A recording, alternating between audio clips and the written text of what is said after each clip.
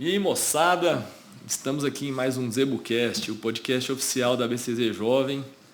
Eu sou o Pedro Prata, estou aqui com meu companheiro Emanuel Freire e é sempre uma honra gigante estar aqui com vocês. Emanuel, Fala, Pedrão. nós aqui de novo.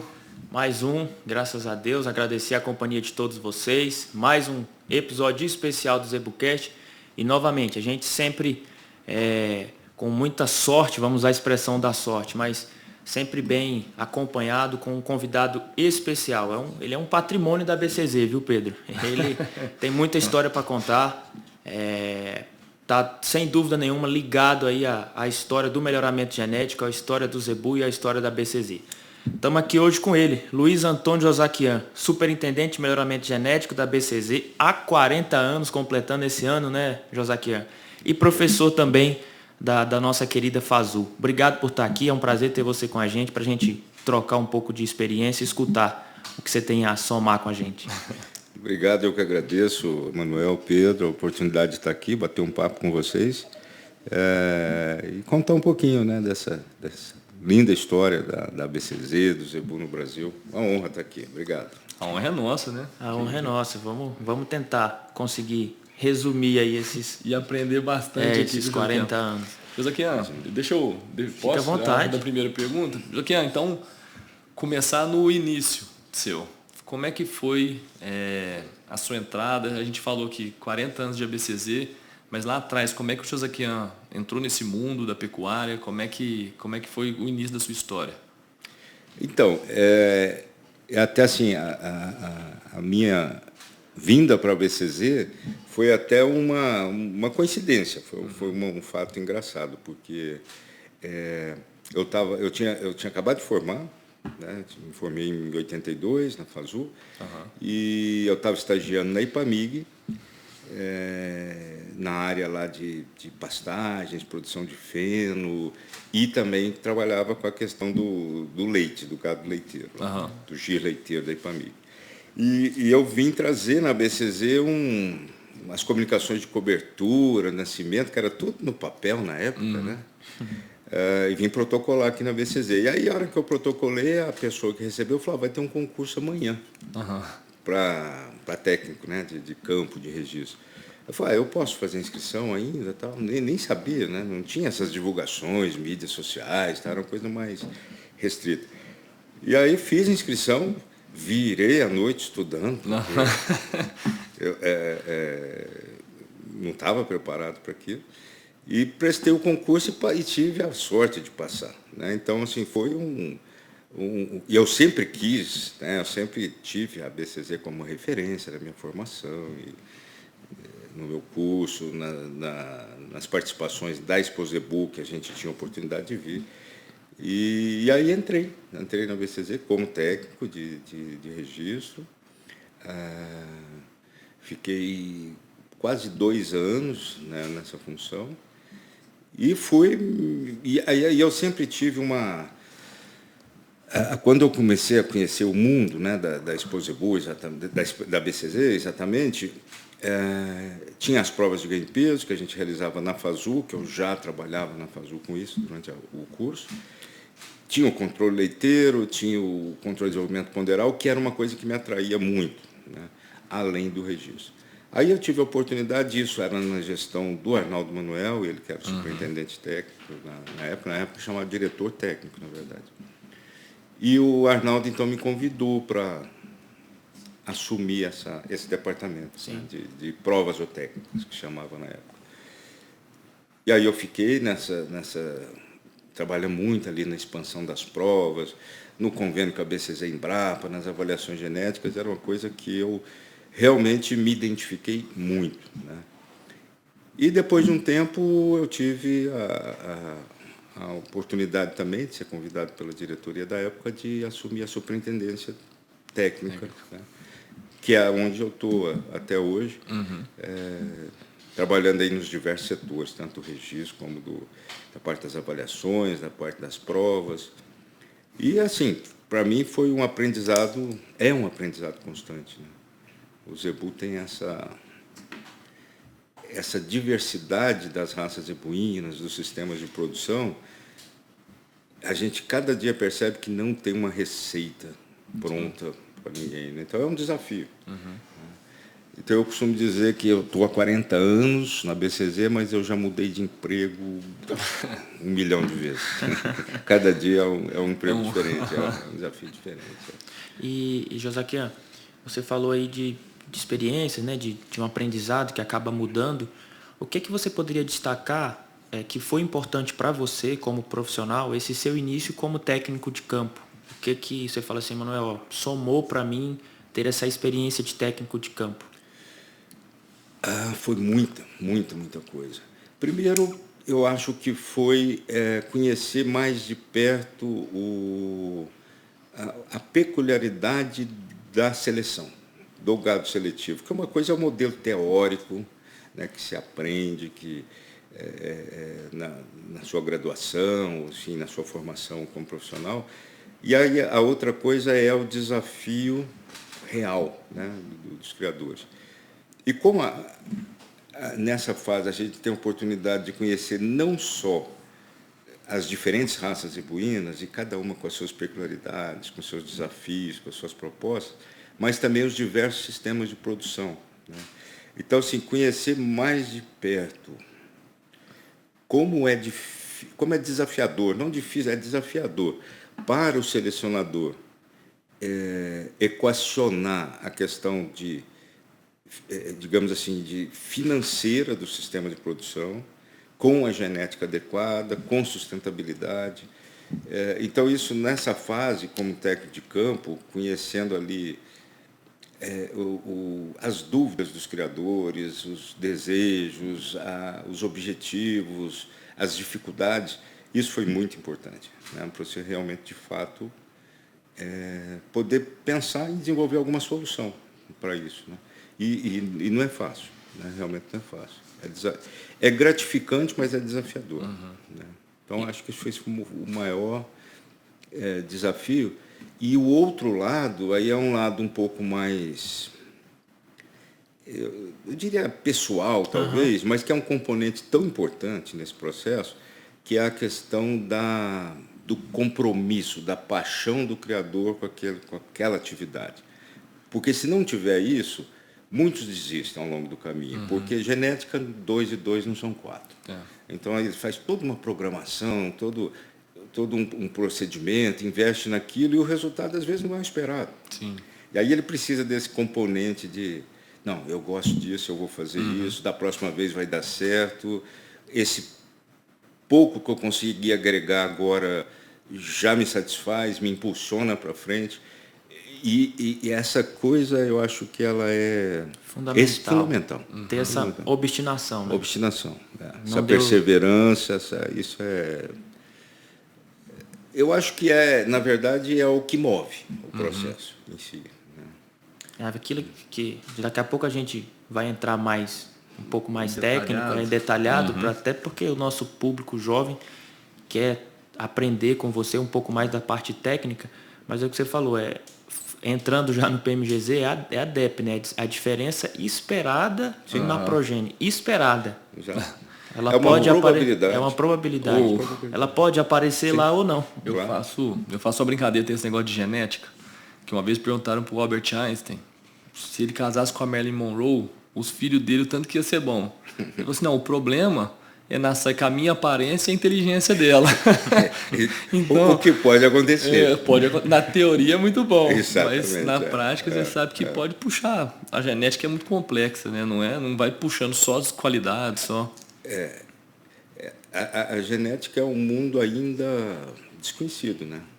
A gente está meio que arranhando a superfície da genética. Lógico que evoluímos muito, mas quanto mais a gente conhece da genética, mais a gente entende que ela é engraçado, porque ela é de uma simplicidade absoluta em termos conceituais.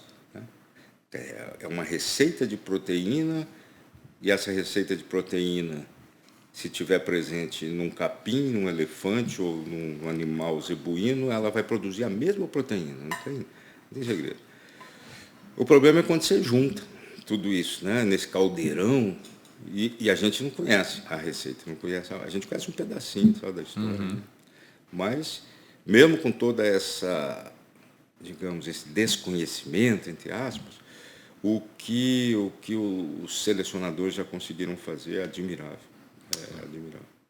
Nessa sua trajetória, você brincou que nesses 40 anos você já acabou trocando de emprego devido às mudanças, acredito eu que seja devido às mudanças da seleção, às mudanças dos padrões, a mudança, enfim, pode até ser do mercado também, um pouco do comércio, enfim, várias mudanças durante esses 40 anos. Se você pudesse destacar as principais, que você julga que foram as grandes mudanças, o que você acha que mudou nesses 40 anos, que faz mais diferença hoje? Aí talvez, é interessante talvez a gente fazer uma retrospectiva um pouco até além desses Tá. 40 anos. Se a gente olhar assim, a trajetória do Zebu, talvez a gente possa dividir em algumas fases, que eu acho que são bem emblemáticas da seleção. Então, a gente tem uma primeira fase aí que, digamos que de forma sistemática, ela começa em 1938, que é quando oficialmente a BCZ estabelece os padrões raciais, o Ministério da Agricultura oficializa esse processo, e nessa fase, que vamos dizer vai até 1960, até a década de 60, a preocupação essencial era definir os padrões das raças. O que é uma raça Nelore, o que é o Gir, o que é o Guzerá, as recém-criadas Tapapuã do Brasil, o Sindi, enfim, todas as raças. Fixar a raça, né? Fixar a raça, criar a identidade racial. E eu acho isso de uma importância fundamental, e talvez esse conceito foi se perdendo ao longo do tempo por pressão de mercado, por modismo, uma série de coisas, porque a gente tem que ampliar o conceito de raça, né? O que é raça? Raça é um subgrupo dentro de uma espécie que compartilha mais genes em comum do que o resto daquela espécie, né? O que isso tem de importância para nós? Já que o nosso material de trabalho é genética, são os genes, se eu estou trabalhando numa população controlada, né, em que esses genes estão presentes na maioria da população de uma determinada forma, isso me possibilita moldar essa população, né? Então, assim, a raça é uma identidade não só comercial, é uma identidade biológica fundamental para qualquer trabalho de seleção, né? O que você espera dentro de uma raça? Que os indivíduos tenham comportamentos semelhantes em ambientes iguais. Esse é o que se espera da raça, é esse padrão. Quando você compra uma determinada genética, você espera que ela repita o mais próximo possível o desempenho daquela raça que você conhece, né? Então, essa fase ela foi importante e eu entendo que ela continua sendo importante. Aí a gente tem alguns adventos ao longo da história, né, que a década de 1960 ela foi emblemática para algumas raças, especialmente para a raça Nelore, né, sem dúvida. Que a gente tem as importações de alguns genearcas importantes, né, para a raça. Aconteceu no Gir também, no Guzerá, numa escala menor. E aí a gente inicia, na década de 60, uma busca muito pelo peso. Aí entra a condição do peso, pensando nas raças de corte, né, que era, digamos, o foco maior. E essa busca, né, pelo peso, ela vai se acentuando, e não havia, naquele momento, uma preocupação com precocidade, né? A ideia era o animal ter 1.000 quilos. Um touro adulto, para ser considerado bom, tinha que ultrapassar a barreira dos 1.000 quilos. Né? Isso vai crescendo, e aí a gente chega lá na década de 80, que a gente associa ao peso o tamanho, né? Eu acho que foi uma das fases mais, digamos, complicadas aí para o Zebu, porque ela destoa. A gente tem Focou em uma característica só, né? E com um certo exagero, né? E da onde vem isso? A gente tem um movimento no mundo temperado, basicamente liderado ali pelos Estados Unidos, a Europa também, que você tem as mudanças de comportamento da sociedade, as pessoas começam a ter uma vida mais sedentária, a questão do colesterol começa a entrar na mídia, comer carne gordurosa mata, todo um conceito exagerado e deturpado, né? E isso fez com que a pecuária, especialmente a norte-americana, mudasse o padrão deles. Eles trabalhavam na época com o Angus, digamos que é o mais emblemático, né? Eram animais de 1,5 m de altura, com 40% a 50% de gordura na carcaça. Né? E eles, então, tiveram que aumentar o tamanho do gado deles e diminuir a gordura. Né? E a gente importou esse conceito para o Brasil por uma situação que não era isso. O zebu não era um gado atarracado, baixo, pequeno, acumulador de gordura. Nunca foi, ainda não é. Mas o conceito entrou. Né? Se é bom para os Estados Unidos, é bom para nós. Essa transferência levou naquela busca dos animais altos, longilíneos, com pouca costela. É uma fase um pouco mais complicada. Sim. E aí depois a gente chega na década de 90, que o mundo muda todo de novo, aí vem o advento da globalização. Né? A produção pecuária, você tem uma parte econômica e tem uma estabilização da economia no Brasil, aí a questão do plano real. Sim. Então, a pecuária deixou de ser uma poupança e começou a ter que ser uma atividade empresarial de fato. A fazenda tinha que pagar os custos dela. Né? Então, aquela ideia que a gente tinha, vocês não são absolutamente dessa época, mas havia uma época que quem tinha 1.000 vacas era um cara que trocava de caminhonete todo ano e ia para a Europa com a família. Tinha uma monetização em cima de cabeça de gado, né? Exatamente. Minha caminhonete vale tantas cabeças. Era indexado, essas coisas eram indexadas. Eu não peguei a época realmente, mas a gente escuta isso, que quem tinha 1.000 vacas era rico, era muito rico, e 1.000 vacas era um número... Era um número mágico. Era um número mágico. Hoje, quem tem 1.000 vacas, se não administrar muito bem, cuidar de fertilidade, cuidar de conta, de gestão, a empresa... acaba que dá prejuízo. Acaba né? que dá prejuízo. Né? Principalmente quando você tem esses ciclos da pecuária e tal. E aí muda o processo novamente, e aí começa a entrar a preocupação com a precocidade, tanto a precocidade de crescimento, a precocidade sexual, a precocidade de acabamento, que é o conceito que veio trazendo. Só que isso gerou, por outro lado,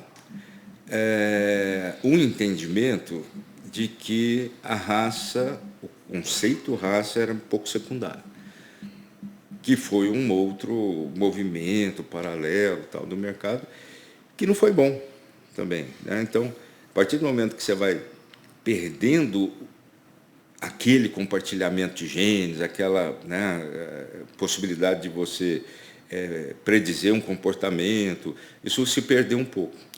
Desculpa interromper. Quando você fala isso que estava se perdendo um pouco, é porque perde um pouco da padronização racial, é isso? Perde, além de perder um pouco, começam a entrar variáveis nesse padrão, a gente passa a ser mais permissivo. Com uma série de componentes, né? Entendi. Então a raça começa a ficar um pouco mais heterogênea, né? Em nome de uma busca pela precocidade, pelo acabamento. O discurso foi construído dessa forma. Essa narrativa estava atrelada à resposta de dizer: eu preciso administrar bem minha propriedade, eu preciso fazer dinheiro para pagar minhas contas, e é desse jeito que eu pago a conta. Então, era um casamento perfeito. E isso levou a um provável afastamento da identidade racial. Tal. E aí a gente chega hoje num fator, digamos assim, num ambiente um pouco mais equilibrado em termos de conceito de seleção, né? Que dá para você selecionar animais produtivos, eficientes, preservando a raça e garantindo essa perpetuação, né, da produtividade, né? Que é o que mais importa, né? E isso, eu acho que é digamos, a tônica do momento, eu acho que é o que está sendo discutido hoje. Tá. E você comentou que a gente importou essa cultura americana de aumentar o gado deles, lá foi 80, 90? Foi década de 80. De 80. Você acha que na hoje... verdade, assim, ela começa um pouco antes, na década de 70, e ela vai chegar aqui na década de 80. Você acha que hoje o Brasil ele já tem a gente no mercado zebuíno aqui, a gente já consegue formular uma própria padronização que a gente quer do nosso gado, do nosso rebanho, Ou você acha que a gente ainda tem a gente não importa, igual você falou, que foi um erro na época, porque a gente pegou uma cultura que é de outra raça, outro tipo de raça. Você acha que hoje a gente ainda tem essa importação pelo mercado de fora, ou você acha que a gente já consegue padronizar a gente aqui, a característica do nosso rebanho? Eu acho, bom, a gente, em média, eu acho que já tem uma maturidade no produtor brasileiro, no selecionador brasileiro. Então, eu acho que a gente tem mais discernimento em simplesmente transferir uma tecnologia. Vou pegar dos Estados Unidos e trazer para cá. Eu acho que hoje já tem uma maturidade maior, porque a gente tem as associações, exemplo da própria BCZ, organizadas, tentando elaborar uma opinião média, temos programas de melhoramento, temos instituições, empresas fortes no setor, e o principal é que a gente já tem uma genética genuinamente tropical, melhorada no Brasil, que é lastreada toda no zebu, que está dando resposta. Então, as pessoas acreditam nos fatos. Né? Então, hoje, o nosso sistema de produção, ele é feito com uma genética tropical melhorada no Brasil. Então, eu acho que isso faz com que o criador pense duas vezes em buscar soluções externas. Está funcionando. Legal. Né? E eu acho que as contas são fáceis de ver, né? Quando você tem assim, as estatísticas dizem, obviamente que elas não devem ter precisão matemática nenhuma, né? Imagina na época, hoje já não tem, imagina na época, mas se diz que são 7 mil animais que foram importados, zebuínos da Índia, em torno de 7 mil. Que tenha sido 14, que tenha sido 15, não faz diferença. E nós temos quase 2 milhões de animais taurinos importados, são importações contínuas, e 80% do nosso rebanho está lastreado em genética zebuína. Tá. Então, isso é um fato real, incontestável, de que, a não ser que a gente consiga mudar de país tropical para país temperado, o que vai funcionar aqui é a genética adaptada. Né? E a gente conseguiu, nesse tempo todo, que eu digo, especialmente os criadores, manter essa adaptação, essa rusticidade e melhorar a produção, que é um desafio. Esse melhoramento, o aumento da produtividade significa especialização de raça e, regra geral, isso requer mudança de ambiente. A gente só tem que saber dosar isso. Até quanto que eu vou mudar esse ambiente? Não dá para querer produzir no Brasil como o sistema americano de carne. Entendi. Né? Tudo confinado, então não é essa a ideia. Né? Josaquim, você estava falando agora há pouco justamente sobre isso, de que você fez essa recapitulação histórica, todos esses momentos, e você, como foi técnico de campo, como superintendente de melhoramento genético, também como jurado das raças zebuínas, como é que você enxerga a posição da BCZ durante essas oscilações, durante esses momentos de extremismo, né? Como é que você enxerga que deve ser a posição do técnico de campo, do jurado que está lá dentro, que, querendo ou não, ele vai dando o rumo que o criador tem que selecionar, o técnico de campo, você como superintendente de melhoramento, como é que você vê essa função da BCZ nesses momentos de extremos? Desculpa. Eu acho que a BCZ conseguiu se posicionar de uma forma... porque é difícil, né? Uma entidade que representa mais de 25 mil pessoas, e obviamente você tem uma pluralidade aí de ideias, de objetivos. Então, juntar tudo isso não é fácil, é um desafio político, né? Até diplomático. Né? Cultural, exatamente. E, ao mesmo tempo, é muito bom, né? Porque eu acho que ninguém é dono da verdade. Caminha por aqui, todo mundo vai por aqui, que vai dar certo. Ainda mais em genética, não funciona. Então, eu acho que a BCZ sempre conseguiu sempre achar o caminho do meio, em todas as etapas, né, desse processo. E, mais recentemente, Eu acho que a mensagem que a BCZ tem passado, ela é muito clara, eu acho que ela é bem fundamentada tecnicamente, que é o seguinte: a gente precisa combinar critérios de seleção visando a produção, seja ganho de peso, seja precocidade sexual, seja eficiência produtiva, seja característica carcaça, seja no leite, qualidade do leite, com os aspectos de pureza racial e de garantia dessa pureza racial e fidelidade ao padrão da raça. Por duas razões, né? A primeira e mais óbvia é que isso é possível, né? Uma coisa não exclui a outra, então não há por que se fazer isso. E a segunda é exatamente aquilo que a gente falou. Se eu consigo identificar esses atributos econômicos de produção, que é o desafio de produção sustentável, que a gente vai ter que cumprir isso, e garantir que isso seja transferido para as descendências desses indivíduos, é o melhor dos caminhos, né? E eu acho que essa mensagem, né, que a BCZ tem construído e passado, ela pelo menos assim, frente ao cenário atual, é a mais correta, é a mais equilibrada, né? E é nisso que a gente tem que focar sempre. Legal.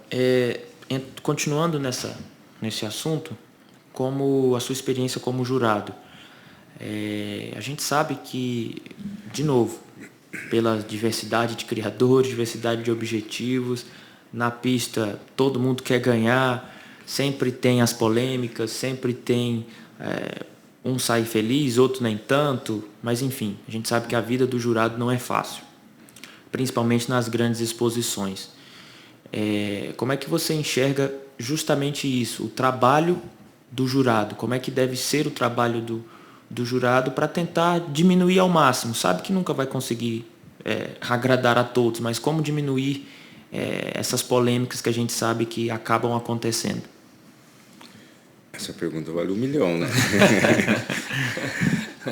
Bom, primeiro eu preciso relativizar essa minha atuação como jurado, porque eu fiz uma opção num determinado momento da minha vida, especialmente quando eu assumi a superintendência técnica, de não atuar ou atuar o mínimo possível. Entendi.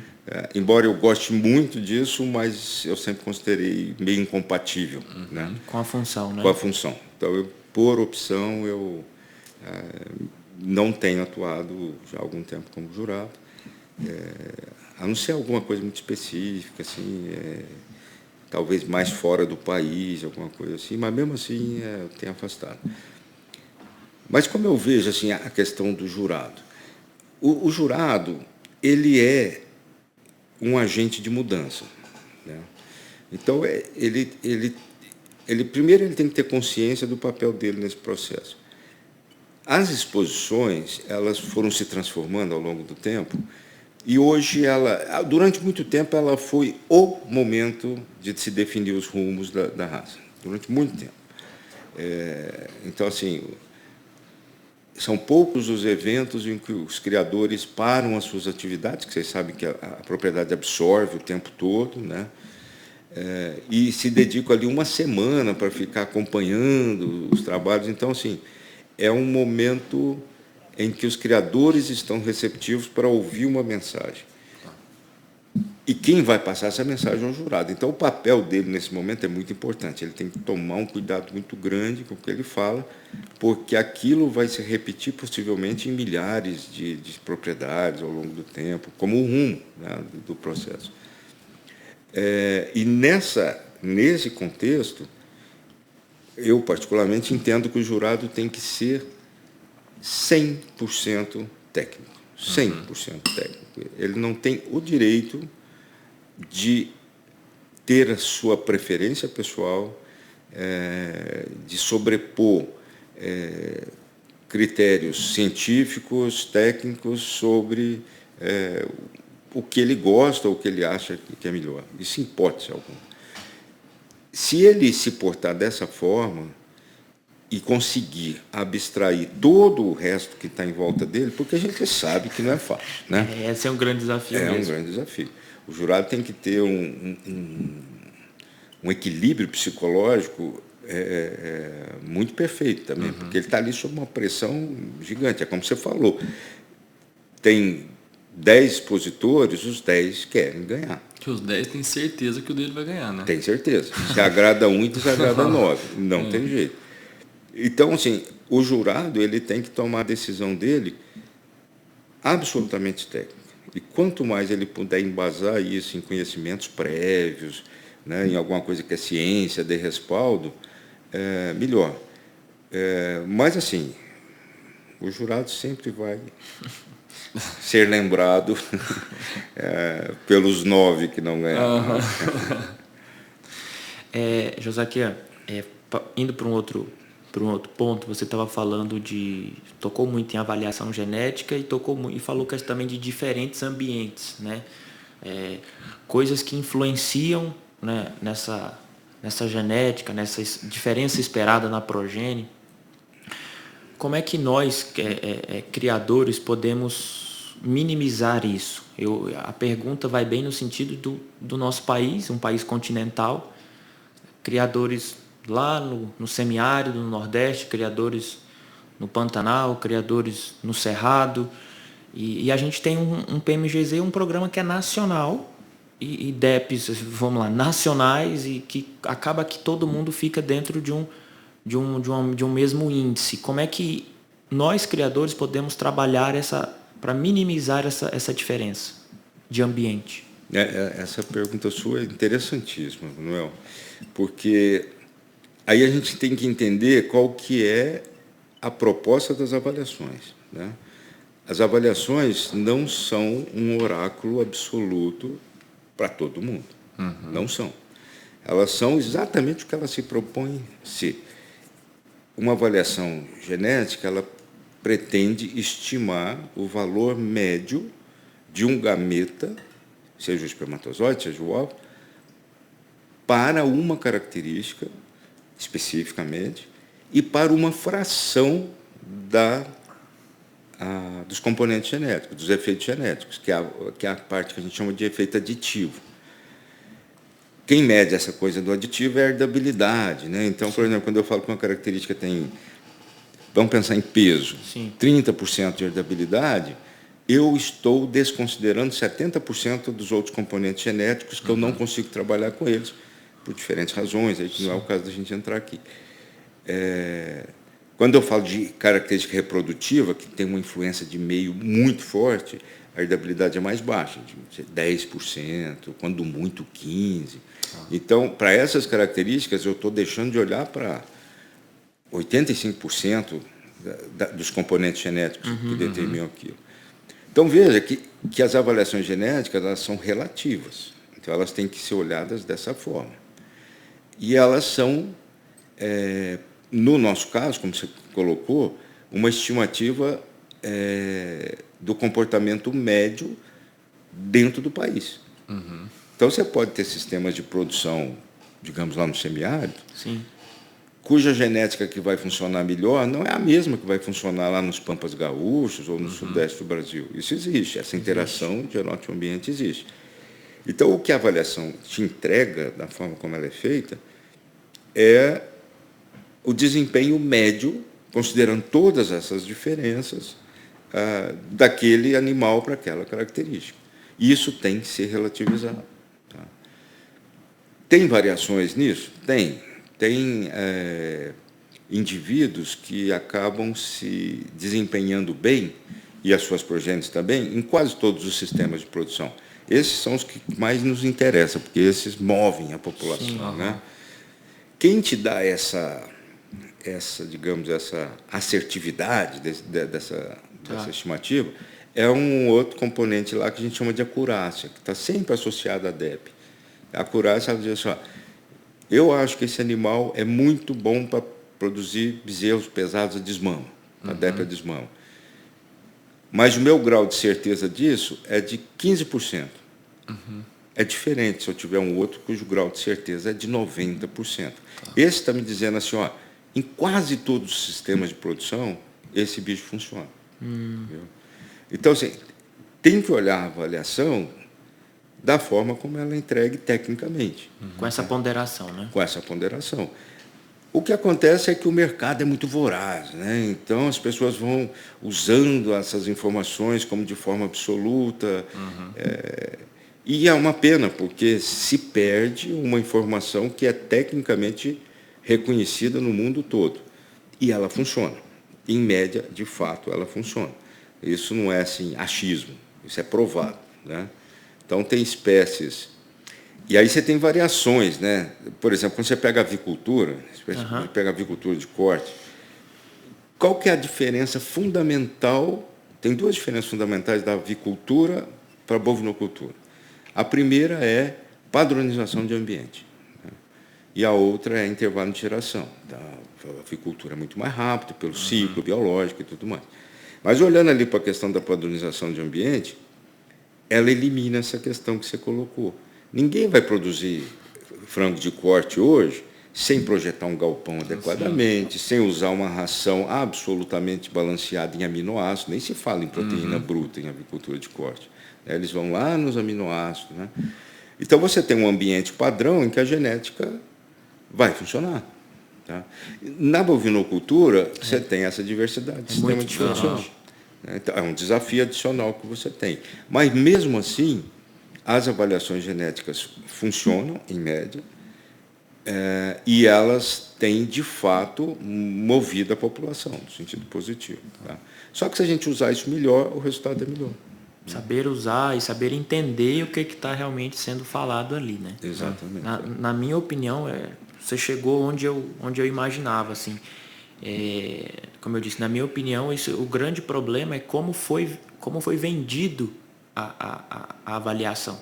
E falo vendido justamente para deixar marcado que é uma questão do comércio, do mercado, dos leilões, enfim, que para objetivo de comércio mesmo, passou a informação da avaliação genética de uma forma que não é realmente o que a BCZ, o que a gente realmente tem de objetivo, né? E os criadores acabaram absorvendo isso, principalmente da raça Nelore, que é que eu crio e tenho mais um pouco de experiência, foi-se atrás da venda. É isso, é aquilo, não sei o quê.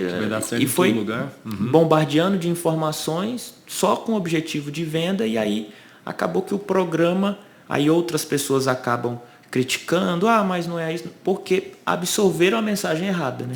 Sim. A gente chegou a ter uma fase, que eu acho que ela está diluindo, está acabando, das pessoas se preocuparem em produzirem DEPs. Né? Então, porque assim, é uma aritmética de padeiro, né? Se eu pegar um top 01 com um top 01, até prova em contrário vai nascer um top 01.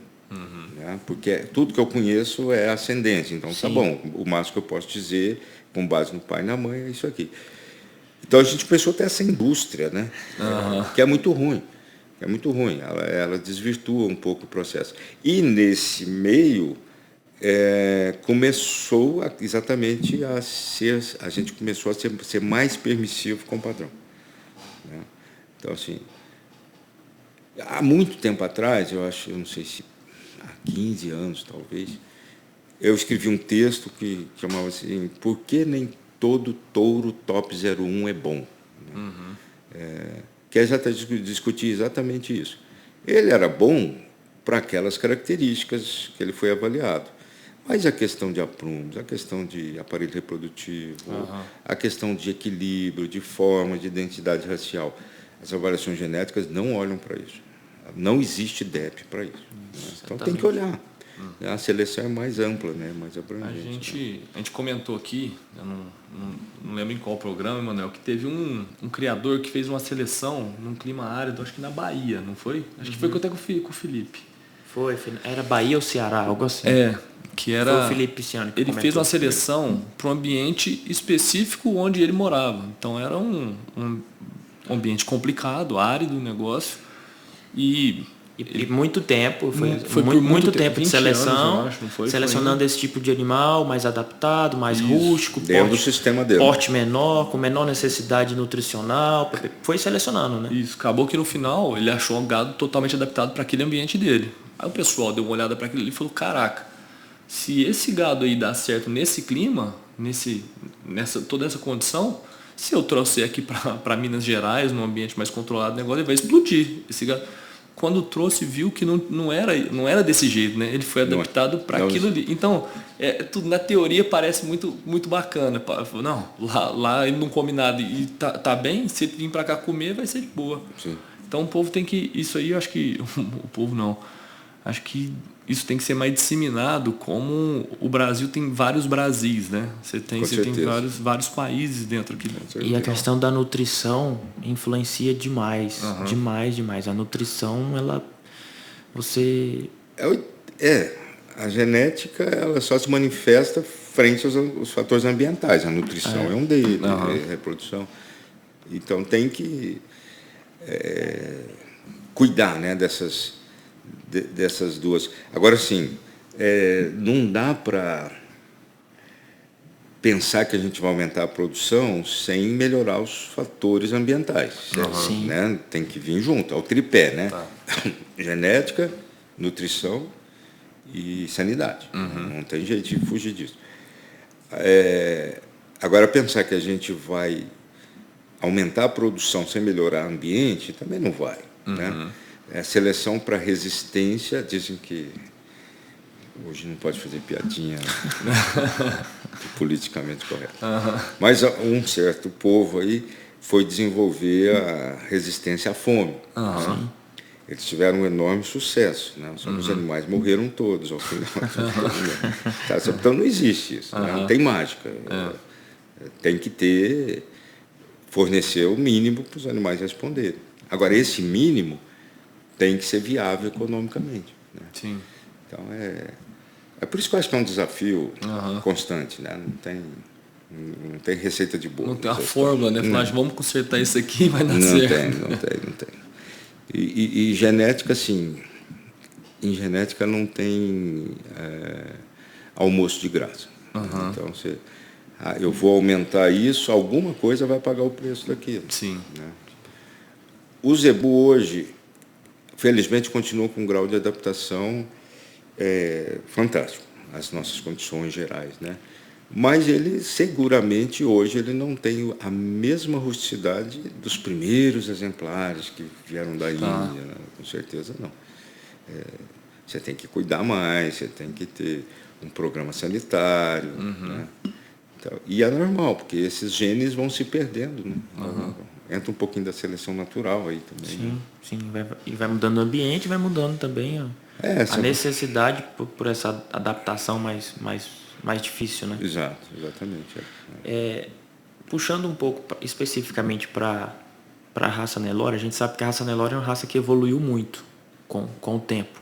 Tem evoluído muito, tem chegado a níveis assim realmente muito bons, de qualidade de animal. Qual você acha, ou uma, ou duas, ou três, quais características que, na sua opinião, a raça Nelore ainda precisa evoluir? Não que esteja ruins, mas que ainda há uma necessidade de evolução, falando especificamente na raça Nelore. Olha, como você falou, a raça Nelore evoluiu fantasticamente, né, em termos como produtora de carne, né? Eu acho que o Nelore está assim, a 1 milímetro da gente poder chamar internacionalmente como uma raça especializada para corte. Eu acho que ela está muito próxima disso. Mas, assim, se fosse para falar agora de características que precisariam ser priorizadas, eu acho que uma delas seria a questão da maciez de carne. É um aspecto que precisa ser trabalhado. E aí, talvez, a gente vai ter que entrar numa seleção um pouco mais científica, de pensar como alterar aqueles sistemas de calpaína, calpastatinas, né? Porque tem uma diferença biológica, né? Tem um trabalho interessantíssimo que foi publicado recentemente numa revista científica, que os pesquisadores compararam Angus com Brahma e com meio-sangue Brahma Angus. E eles encontraram lá no nível molecular que o zebu, e de uma certa forma, falando numa coisa bem popular, ele demora mais tempo para morrer. Tá. Ele é resistente até no pós-mortem. Né?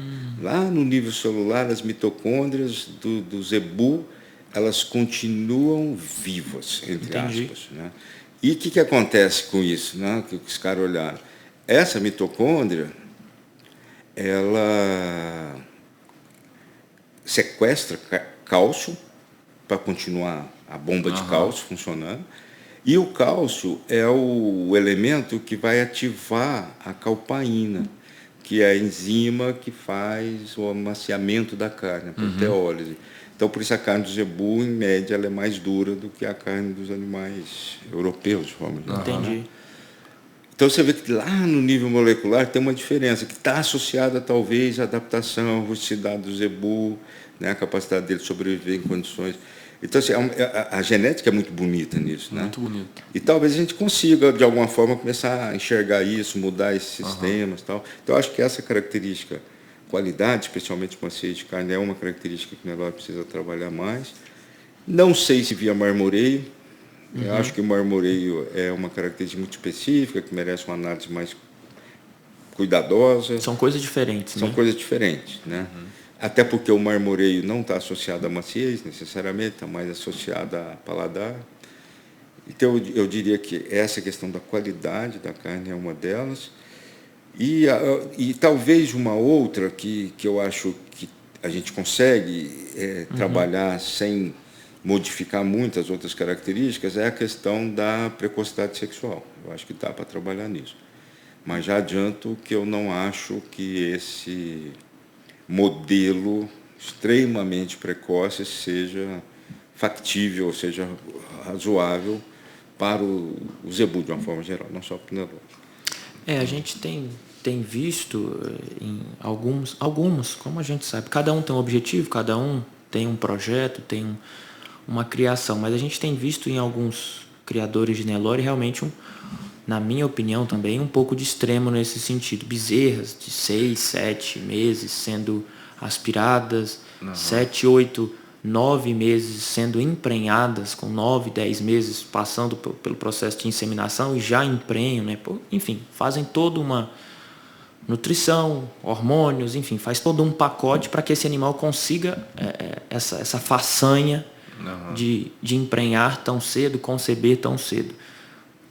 Na minha opinião, de novo, eu acho um pouco complicado isso, porque você não consegue escalar, de novo, pensando em raça, pensando em escala da raça, você não consegue escalar para os outros, isso não é sustentável para todo mundo, né? Então eu vejo como uma forma mais complicada, é o que você está falando, né? Tá um pouco... Sim. Precocidade sexual, sim, temos que ter precocidade sexual. Mas eu acho que dentro de certos esses limites extremos replicáveis, digamos isso, assim, né? Porque eu também acho. Eu vejo essas iniciativas hoje muito mais como experimentais do que como modelo de seleção. É importante que se estude isso? Acho que tem que fazer. Mas não acho que elas sejam, como bem você falou, não dá para transferir isso para todos os segmentos, porque é um pacote, né? Ele é muito mais ambiente hoje do que genética, né? Então tem que... E assim, eu não sei qual que é o comportamento... A grande dúvida que eu vejo aí é esse período do intervalo do primeiro para o segundo parto, né? Esse processo eu acho que ainda tem que ser melhor estudado. Mas isso não quer dizer que a gente não deva buscar a precocidade sexual dentro de limites, digamos assim, operacionais, né, para todo mundo. Sim, sim. E é muito importante também isso que você falou, né, Josaquim, que é o intervalo entre partos, não só a idade, parto, né? Não só a idade que ela emprenha. Emprenhou com 12 meses, legal, emprenhou cedo. Mas pelo menos eu acredito que é mais importante que a idade que ela vai emprenhar a primeira vez do que... É mais importante você analisar a vida reprodutiva dela e ver o intervalo entre os partos dela. Longo prazo, né, Vê? Porque se você pegar aquele mesmo animal num determinado, digamos, na vida útil desse animal, dependendo desse intervalo e desse comprometimento, você vai ter o mesmo resultado. Né? O mesmo resultado lá na frente. E lembrando que a vaca é o componente mais complicado, né? Porque ele é, no mínimo, 2/3 do rebanho. Né? Então, quer dizer, ele come muito, ele custa caro, só se paga se entregar uma cria por ano, não tem jeito. Uma vaca, pelos os estudos que existem, ela só se paga a partir da sua terceira cria. Até lá ela é um custo. E se no final o retorno final dela vem do descarte dela como venda de abate, realmente. E aí vai depender do peso. Né? Então você tem todo um sistema aí, né, que é interligado. Né? Então essas coisas eu acho que precisam ser estudadas com uma visão mais abrangente. Né? Porque às vezes a gente foca muito no... Né? De novo, né? Aquela hora, olhar isso aqui e tal, e esquece de olhar o todo. Né? O todo e procurar um equilíbrio. Mas só continuando nessa assunto, você acha que a experiência como experiência, como você falou, de trazer essa precocidade, você acha válido, mas você não acha também que tem que dar tanta ênfase só para esse ponto? É isso? Exatamente. E talvez estudar até que ponto essa precocidade ela é viável. Né? Não só do ponto de vista das respostas genéticas correlacionadas que possam existir, mas do ponto de vista do custo desse processo. Né? Josaquim, a gente está falando tanto de genética, eu já quero agora entrar daqui a pouco eu quero entrar na parte da genômica, que eu acho que vai coroar tudo isso e vai, né, fazer mais sentido ainda. Mas antes disso, rapidinho, por conta da sua resposta, me deu um gancho, que você falou que acaba que, a gente estava falando dessa precocidade aí, super precocidade, acaba maquiando a expressão genética. Na verdade, não é a expressão genética daquele animal, e sim do ambiente. Isso me fez pensar, até como uma autocrítica, aos criadores que fazem as pistas, que fazem as exposições. Hoje em dia, estou dando aqui um relato pessoal, os nossos animais que ficam na baia, que são preparados para um exposebu da vida, eles têm a melhor preparação possível, eles têm toda uma estrutura de nutrição, de manejo, sanitária, reprodutiva. A gente foca ali naqueles animais. A gente sabe também que os nossos tratadores acabam que tentam também maquiar algum tipo de problema para que esse animal entre na pista e ele possa ser o campeão. Não, essa race ela é maravilhosa, mas ela tem um probleminha aqui no aprumo, vamos tentar. Então, assim, infelizmente tem isso, acontece isso em busca do troféu, em busca do título, mas o que eu queria fazer a pergunta aqui, é esse ambiente da baia hoje, tão competitivo, tão perfeito ali, esse animal recebe o que tem de melhor.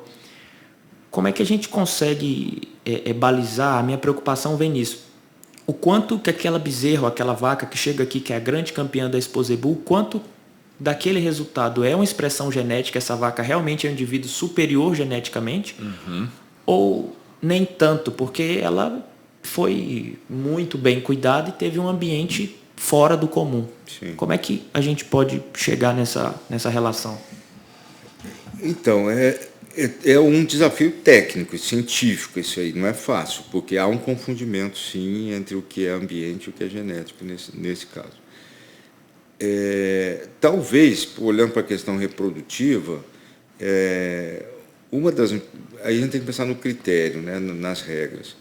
Uma das regras que houve aqui na BCZ e durou muito pouco tempo, e ela foi até uma proposta à época quando foi o nosso diretor, do Dr. Frederico Cunha Mendes, era, no caso das fêmeas, toda fêmea que tivesse acima de 500 quilos, independente da idade, ela teria que estar obrigatoriamente prenha.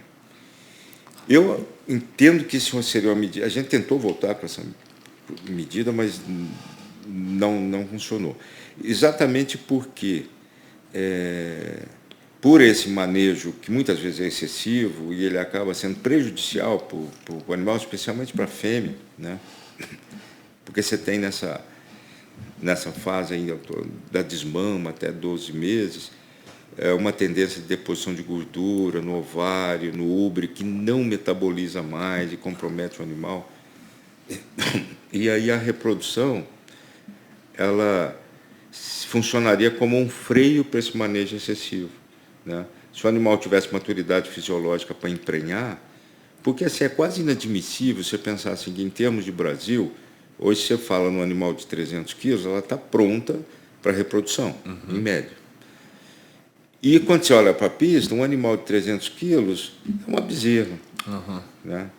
Então, assim, será que fisiologicamente a gente está selecionando um animal adequado? Então, se a gente trouxesse para isso a exigência de prenhez, que seja a partir de 500 quilos, que é o dobro digamos assim, do sistema natural, né? Sistema, não diria extensivo, mas um sistema adequado. Se a gente pega hoje a tabela de peso máximo que a gente está trabalhando hoje, uma bezerra de 7, 8 meses, ela tem que estar aí com 300 e alguma coisa quilos. Então, é uma bezerra bem nova, de 7, 8 meses, ela vai estar com 300 e poucos quilos. Exatamente. Tá? Então, assim, é bem oposto ao, digamos assim, ao modelo fisiológico natural. Então, você conseguiria, talvez, frear um pouco isso, com esses critérios, né? Mas não é fácil implementar isso. E, assim, essa dúvida que você tem, eu acho que a gente vai ter sempre, infelizmente, de o quanto disso é ambiente, o quanto é genético. E quanto é genético. E aí, emendo com outra pergunta. O jurado, no critério de julgamento dele, como você falou, sendo técnico, ele sendo o mais técnico possível, ele consegue minimizar esse efeito? Através do critério de julgamento, do critério do padrão racial, do que realmente tem que ser levado em conta. Vamos falar assim, esse bom julgamento, um julgamento correto, consegue diminuir esse problema? Eu diria que ele consegue diminuir, na melhor das hipóteses, mas nem nesse caso, esse confundimento ele não vai ser esclarecido ali por nenhum critério. Mas ele consegue, assim, como? Penalizando o comprometimento de estrutura do animal, deposição excessiva de gordura em idades muito precoces, ele consegue minimizar esse efeito. Mas essa confusão entre ambiente e genética, não. É bem complicado. Isso também é como se fosse um Fórmula 1. Também, eu sei que meu carro não vai ser um Fórmula 1. O Fórmula 1 é um carro todo montado para aquela prova em específico, mas aquilo você faz testes de coisas ali que você traz para o mercado geral, deu certo, um freio, um combustível novo e traz depois para o mercado geral. Então acho que essa é a relação da pista com o extensivo, assim, com esse mercado. Não sei, talvez eu estou falando bobagem. Não, faz sentido. Tanto é que essa transferência, que talvez não seja a melhor forma de fazer isso, mas ela existe sim, foi durante muitos anos o único instrumento de seleção que a gente teve. E ela conseguiu mover a população para patamares superiores. Então, ela tem sua contribuição, o seu fundo de verdade. Tem os seus erros? Tem. Assim como as avaliações genéticas também não são perfeitas. Né? Então, é relativo. É buscar o equilíbrio, né? Exatamente.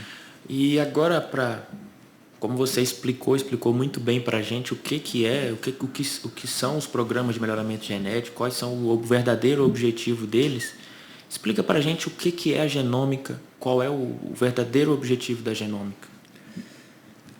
Bom, a genômica, na verdade, é uma das irmãs das chamadas ômicas que a gente mais conhece, né? Que agora se criou, dentro da área da genética, se criou uma submatéria, digamos assim, que são as ômicas, né? Que é o estudo da genética molecular sob vários ângulos. Então, dentro das ômicas, você tem a proteômica, que é a ciência que estuda qual que é a receita daquela proteína, exatamente, onde que ela atua, o que que ela faz, né? Isso é a proteômica. Você tem a transcriptômica, que é o estudo de como que é o processo de tradução para produzir aquela proteína. Você tem a metabolômica, que é o estudo mais amplo de onde que essa proteína atua, como é que ela vai interagir, né? Isso nas ciências humanas, elas estão crescendo muito mais, né, do que na ciência animal, né, para estudo de doenças, uma série de coisas. E a gente tem a genômica, que dessas é a mais simples, né? É a mais... Por que é a genômica? A genômica, em si, ela é a leitura bruta e simples do DNA do animal, ela é só isso, né? Então, é uma técnica que você vai lá e lê uma sequência do DNA que foi estudada, é uma sequência que tem alguma resposta, os pesquisadores descobriram que aquilo é um DNA que contém genes realmente e tal, né? Porque assim, o bovino tem cerca de 3 bilhões de aminoácidos, né? São 2,9 bilhões de aminoácidos. Então é um negócio gigante, né? Um DNA tem 2 metros de comprimento apertado dentro da célula, né? Não dá para ler tudo isso, é muito caro. Então pegou-se um trecho desse DNA que tem correlação com ganho de peso, com produção de leite, com características importantes. E esse é o que o mercado usa. Então, quando você faz um teste de genômica, uma leitura de genômica, vai ler aquela sequência. E, geralmente são 50 mil, 70 mil pares de bases que são analisados. E como é que usa essa genômica? Hoje, a aplicação dela, porque a gente não tem ainda muita proteômica, né? Esse pedacinho aqui é o gene que interfere no ganho de peso. Não tem muito isso. Tem algum estudo nesse sentido, mas nada muito consistente. Então, essa leitura desse trecho do DNA, no caso dos bovinos, né, ela é hoje associada na avaliação genética com os fenótipos, né? Então, a avaliação ela usa 3 fontes de dados. Ela usa os fenótipos, peso de mama, peso ao ano, sobre ano, perímetro escrotal, idade ao primeiro parto, características de carcaça, que são fenótipos, mais essa leitura do DNA desses animais, e mais a matriz de parentesco. Então, são essas 3 coisas que são usadas. Quando você junta tudo isso, num método que a gente chama de single step, que é um processo só, você correlaciona, né, assim, esse DNA com esse fenótipo. De uma certa forma, é como se você dissesse assim, sempre que o animal se desvia positivamente, por exemplo, para ganhar peso, o genótipo dele é essa sequência aqui. Então, você começa a dar valor para esses marcadores que a gente chama de SNP, né, que é cada um dos pontinhos ali, aqueles adenina, timina, guanina. E aí você vai aperfeiçoando esse processo. Então, a estimativa do valor genético é mais precisa. Ela tem tanto a parte dos fenótipos quanto a parte da genética mesmo, tá? E aí a gente chama isso de avaliação genômica, tá? E é essa a aplicação que tem hoje. Essa é a única aplicação que tem hoje para a genotipagem. Claro, você tem outros exames, por exemplo, no caso do leite, se conhece a variação do leite A1 e A2. Então, você consegue, esse animal aqui é um aminoácido que muda. Onde tem uma prolina, passa a ter uma histidina, e onde tem a histidina é A2, onde tem a prolina é A1, então é um exame específico. Então, esse animal é portador do gene para A1 ou para o leite A2, que são variáveis aí de produção de proteína. E tem outras também. Mas, em escala, a genômica hoje está sendo aplicada dessa forma. Para entender melhor e para dar uma acurácia maior, seria isso? Para conhecer melhor e especialmente para aumentar a acurácia. A genômica, a grande contribuição dela hoje é você poder predizer o valor genético de um bezerro como se ele já tivesse 3 filhos nascidos, 4 filhos nascidos, depende da característica que você está trabalhando. Esse é o grande ganho da genômica hoje. Você ganha tempo, você acelera. Ganha tempo, acelera. Que quando você pensa no intervalo de gerações de bovinos, é fantástico isso, né? Você não precisa esperar o animal crescer, entrar em reprodução, ter filho para saber se ele era bom ou não. A genômica, de uma certa forma, traz o futuro para o presente, né? É o grande ganho dela hoje. Que legal.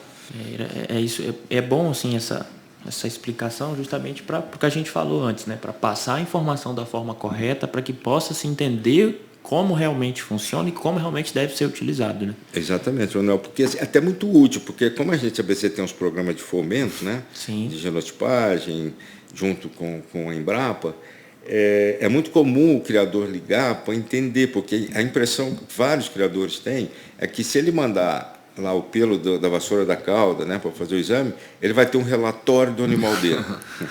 E é difícil explicar isso.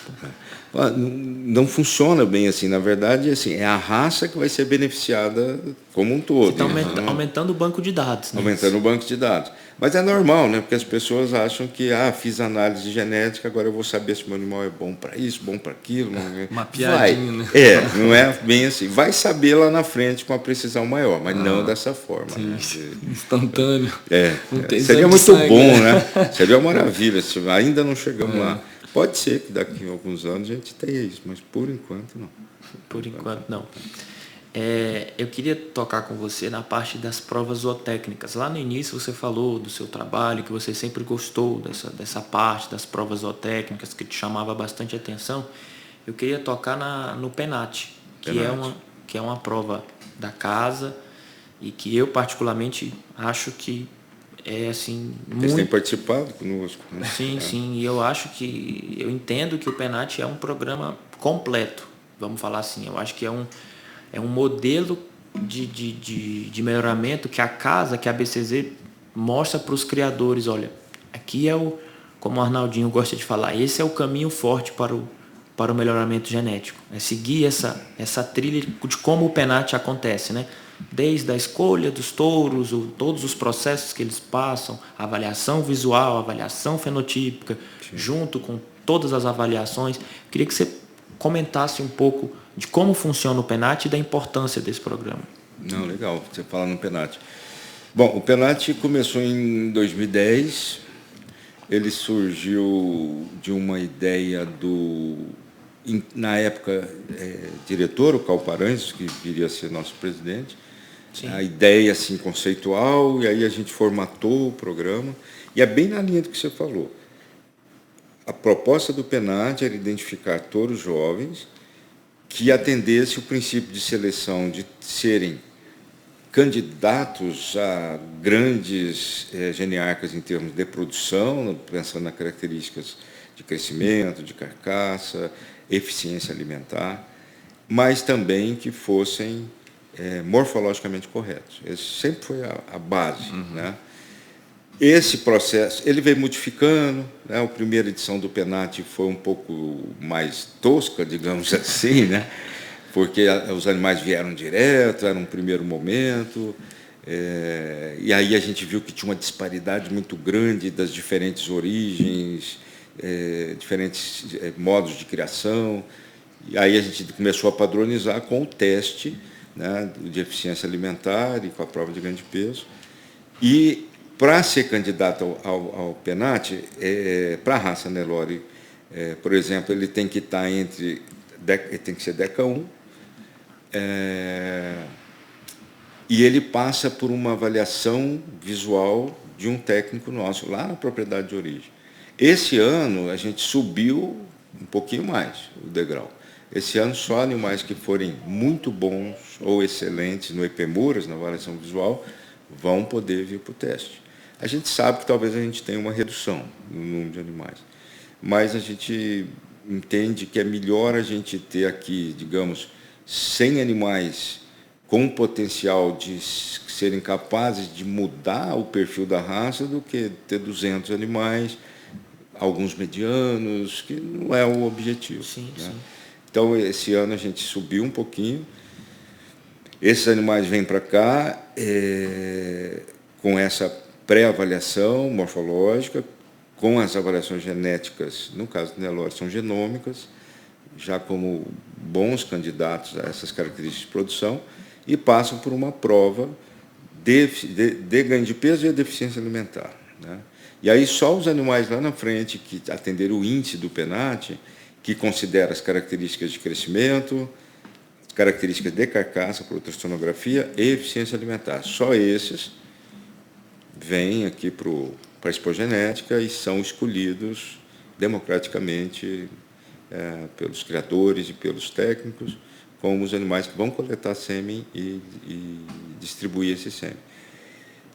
E, assim, olhando em retrospectiva, é muito interessante porque, basicamente, quase 100% dos animais continuam sendo positivos e melhoradores, que passaram pelo PENAT, né? Porque a gente continua olhando, né, esses animais depois. Então, assim, é um sinal muito bom de que o caminho está certo, né? Que bom. Como eu falei, é uma prova completa, realmente, que mostra para o criador realmente, vamos falar assim, ninguém é dono da verdade, mas o que é menos difícil de errar, né? Seguir esse caminho vai ser, o seu erro vai ser menor, bem menor. Exatamente. Né? Que é avaliação visual, avaliação genética, prova de desempenho e, por fim, ainda uma votação com técnicos, com criadores, enfim. Então, acho que fecha toda uma cadeia, né? Exatamente. Eu acho que você acaba cercando todos os lados.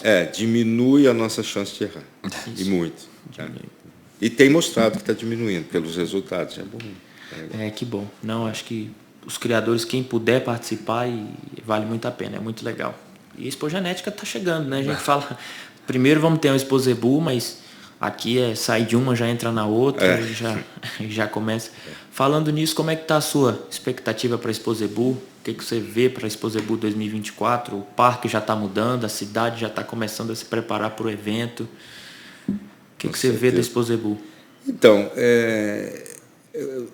esse ano foi surpreendente, né, para todo mundo, porque, infelizmente, a gente ainda está num ciclo da pecuária não muito favorável, né? Mas a gente teve uma resposta da Expozebu impressionante, né? Logo que a gente abriu a inscrição, o número de inscrição de animais foi absolutamente diferente de todos os anos que eu estou aqui, totalmente diferente. Estamos com o parque hiperlotado, abrimos o pavilhão multiuso com novos pavilhões para acomodar, não está ficando ninguém de fora, mas estamos no limite do parque. A movimentação estrangeira está muito grande, muita gente ligando, várias delegações. Ontem mesmo eu conversei com um amigo nosso, criador no Peru, eles estão vindo em 20 pessoas para cá, o pessoal da Bolívia sempre presente. Estamos com 35 leilões, mas, se não me engano, são 3 ou 5 shoppings agora, né? Então, a expectativa é a melhor possível, né? Eu acho que vai ser uma grande festa. E vamos ter a segunda edição do Congresso Mundial do Zebu, com Zebu. A cidade está se preparando para isso. A BCZ, felizmente, conta com os parceiros. A prefeitura tem sido uma parceira importante para isso, né? Porque Uberaba, nesses 15 dias, se torna um polo mundial, né? Uma referência mundial, né? Então, as expectativas são, assim, as melhores possíveis. Que bom. Beleza, tá doido. Josaquian. Eu estava até meio quieto aqui nesse final, na parte da genômica, porque eu sempre leio muito falando de genômica, tudo, só que eu nunca tinha entendido direito. Aí eu tava numa aula. O genetiquês é muito chato, né? As pessoas adoram falar em genetiquês, que afasta, né? Então...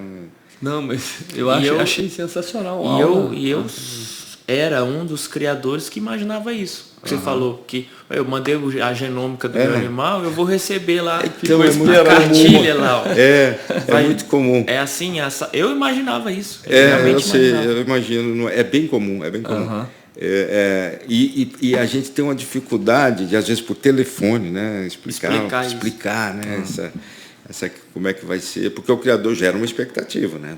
Estou mandando. Tem uns que ligam, eu falo, não recebi ainda. Eu falo, meu Deus, deixa eu tentar explicar. É porque acho que quando o humano tira um exame de sangue, alguma coisa, você quer um laudo. É isso, é exatamente isso, é natural. Eu acho que eu também mandaria falar, agora eu quero meu resultado. Né? Tô bom para quê, Me passa né? onde é que eu tenho que ver. Quer saber do que essa minha vaca é boa. Exato, exatamente. Mas show de bola, né, Manuel? Joséquian, obrigado pelo seu tempo, pela sua participação aí, por essa contribuição com a gente. Tenho certeza que o pessoal de casa aí, que nos acompanha em todas as redes sociais, no YouTube, enfim, gostou muito desse papo. Vai gerar muitos cortes interessantes e muito aprendizado, né, Pedro? Muita informação importante, e esse é o objetivo do ZebuCast, viu, Joséquian? É justamente levar informação nessa nossa era da comunicação de uma forma diferente. Hoje a gente se comunica de uma forma diferente. Hoje todo mundo está com o celular na mão, todo mundo se comunica muito mais rápido. E aí foi um papo leve, né? Muito assunto, assim, a gente foi tocando, mas muito fluido. Foi tranquilo. E esse é o objetivo, realmente. Levar a informação, conseguir atingir o máximo de pessoas possível. Obrigado mais uma vez pela sua presença. E depois para frente vamos marcar parte 2, né? Eu acho que tem muita coisa. Perto da Expogenética, a gente pode marcar parte 2. Perfeito. Conta com a gente. Eu agradeço a oportunidade, pessoal. Obrigado. A gente tem uns presentinhos para você lembrar da gente aqui quando você tiver. Ó, legal. Um boné. Legal. Tem um boné do ZebuCast e um fone para você escutar a gente. Aí, ó. Um fone personalizado, fone bacana. de ouvido, pra você escutar a sua e as outras também. Legal.